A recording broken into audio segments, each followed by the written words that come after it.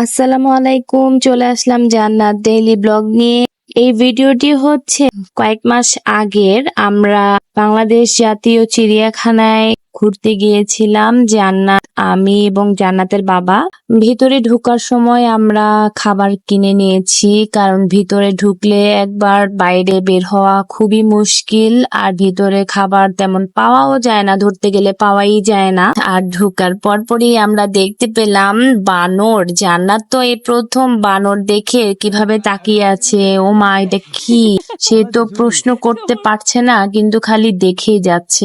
এই ভিডিওটি যখন করেছি, আমরা যখন ঘুরতে গিয়েছিলাম, তখন জান্নাত তেমন একটা কথা বলতে পারতো না, একটু একটু বলতে পারতো। এখন তো মাশাআল্লাহ জান্নাত মোটামুটি কথা বলতে পারে, প্রশ্ন করতে পারে, উত্তর দেয় কিছু জিজ্ঞাসা করলে, কিন্তু তখন তেমন একটা কথা বলতে পারতো না। তো যাই হোক, আমরা এখানে অনেক পশু পাখি দেখেছি। এখানে আমরা বাঘ দেখেছি, বানর দেখেছি, ভাল্লুকও দেখলাম। তারপরে এখানে আরেকটি মজার বিষয় হচ্ছে বাচ্চাদের জন্য খেলার জায়গা আছে। শিশু পার্কে যে বাচ্চাদের খেলা বিনোদনের জন্য জায়গা আছে তা কিন্তু নয়, চিড়িয়াখানার ভিতরও নতুন একটি রাইডের ব্যবস্থা করা হয়েছে, কারণ এখানে অনেক বাচ্চারাই যায়। তো তাদের জন্য এই রাইডটি নেওয়া হয়েছে। তো অনেক বাচ্চারা দেখলাম সিরিয়ালে দাঁড়িয়ে আছে, তাদের গার্জিয়ানরাও দাঁড়িয়ে আছে। বছর খানিক আগে শুনেছিলাম একটি বাচ্চার হাত হায়না কামড় দিয়ে নিয়ে গিয়েছিল, খুবই কষ্টদায়ক ও বেদনাদায়ক একটি ব্যাপার হয়েছিল। আমি সবাইকে বলবো এটাই যে আপনারা চিড়িয়াখানায় গেলে আপনাদের বাচ্চাকে অনেক সাবধানে রাখবেন, কারণ এই ধরনের হায়নার সামনে নিয়ে যাওয়াটা খুবই ক্ষতিকর। আর এখন দেখলাম খাঁচাগুলো অন্যরকম করেছে, ছোটবেলায় যখন যেতাম তখন অন্যরকম ছিল, এখন একটু আধুনিকতার সাথে অন্যরকম ভাবে খাঁচাগুলোর দরজা বানানো হয়েছে।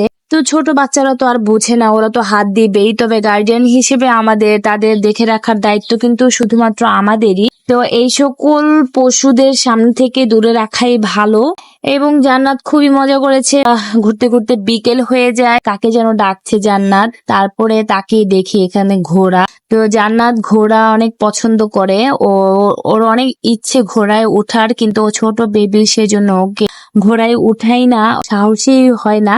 তবে ইনশাআল্লাহ ওর বাবাকে নিয়ে কখনো সুযোগ পেলে, ওরকম ভালো একটা পরিবেশ পেলে ঘোড়ার উপর উঠাবো। তো আমরা এখানে বন্য গরু দেখতে পেলাম, তারপরে জেব্রা দেখতে পেলাম, আরো কত যে কিছু দেখেছি। সবকিছু তো আর ভিডিও করা যায় না, যতটুকু সম্ভব আমরা ভিডিও করেছি। এইখানে আবার দেখা যাচ্ছে বন্য গরু। বন্য গরুগুলো কি হ্যাংলা, কেমন যেন আমাদের দেশীয় গরুর থেকে একটু ভিন্ন। আমাদের দেশীয় গরু তো একটু রুষ্টপুষ্ট থাকে। তারপর সব দেখার পর বিকেলবেলা জান্নাত দুষ্টুমি করছিল ওর বাবার সাথে, ঘাস তুলে তুলে ওর বাবার হাতে দিচ্ছিল, ও খুবই এনজয় করছিল। আলহামদুলিল্লাহ, আরো অনেক কিছু দেখার বাকি আছে এখনো ওর জীবনে। তো আমাদের বাসায় ফেরার পালা।